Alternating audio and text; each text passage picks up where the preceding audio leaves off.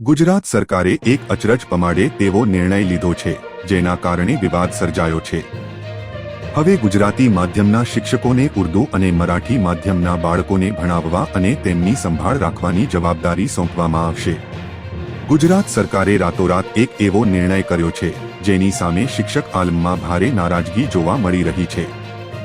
ગાંધીનગરના ઉચ્ચ સચિવ દ્વારા લેવાયેલા આ નિર્ણય અનુસાર સરકારી શાળાના મુખ્ય શિક્ષકની જિલ્લા ફેરબદલીમાં ગુજરાતી માધ્યમના શિક્ષકોને અન્ય માધ્યમની શાળાઓમાં ગોઠવવામાં આવશે।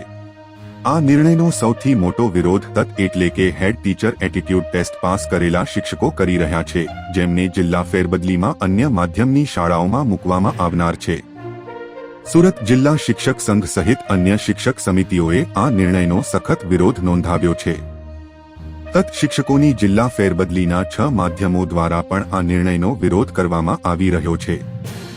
શિક્ષક સંઘોએ ખોટા માધ્યમમાં શિક્ષકોની બદલી કરવામાં આવશે તો આંદોલન કરવાની ચીમકી પણ ઉચ્ચારી છે।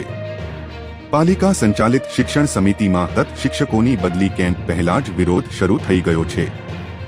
નગર શિક્ષણ સમિતિ દ્વારા આજે તત શિક્ષકો માટે બદલી કેમ્પનું આયોજન કરવામાં આવ્યું છે, જેનો પ્રાથમિક શિક્ષક સંઘ મંડળ પણ વિરોધ કરી રહ્યું છે। શિક્ષક સંઘોએ પરિપત્રનો અમલ કરીને જો ખોટા માધ્યમમાં શિક્ષકોની બદલી કરવામાં આવશે તો કોર્ટ સુધી જવાની પણ ચીમકી આપી છે।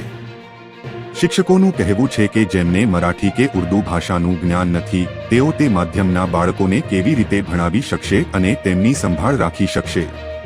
આ નિર્ણયથી શિક્ષણની ગુણવત્તા પર પણ અસર પડશે તેવી ભીતિ શિક્ષકો વ્યક્ત કરી રહ્યા છે।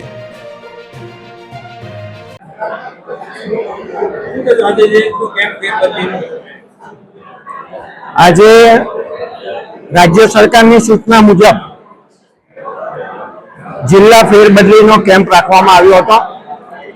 એમાં 29 શિક્ષકો એ ભાગ લીધો હતો અને 35 શિક્ષકોએ ગુજરાતી માધ્યમમાં પોતાની પસંદગી ઉતારી હતી। ત્યાર પછી અધર માધ્યમમાં 4 શિક્ષકોએ પોતાની શાળાઓ પસંદ કરી હતી। ગઈકાલે સિનિયોરિટી પ્રમાણે નિયામકશ્રીનો પરિપત્ર હતો શિક્ષણ વિભાગમાંથી। એ નિયમને અનુસરીને આજે આપણે આ કેમ્પ રાખવામાં આવ્યો હતો અને આજ રોજ કેમ્પ સારી રીતે પૂર્ણ થયો છે। દરેકને સંમતિ પત્ર આપી દેવામાં આવ્યું છે, નિમણૂક કરી દેવામાં આવી છે।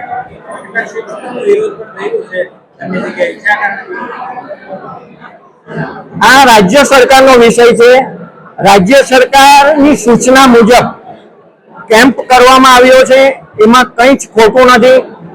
જે સિનિયોરિટી પ્રમાણે જે માધ્યમ ગુજરાતી માધ્યમમાં આપણી પાસે જે જગ્યા ખાલી હતી એ 33 જગ્યા પર ગુજરાતી માધ્યમના જ શિક્ષકોને શિક્ષકોને મૂકવામાં આવ્યા છે।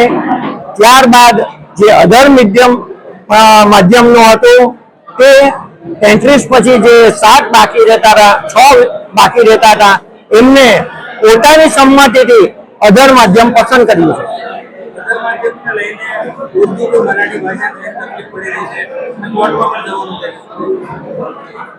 એક જાતના શિક્ષકો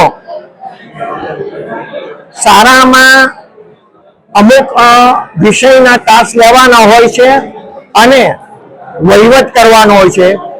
દરેક શાળામાં ગુજરાતી, અંગ્રેજી અને હિન્દી વિષય હોય જ છે, એટલે એમાં ઉર્દુ હોય, હિન્દી માધ્યમ હોય કે અંગ્રેજી માધ્યમ હોય તો એમાં કોઈ તકલીફ પડતી નથી।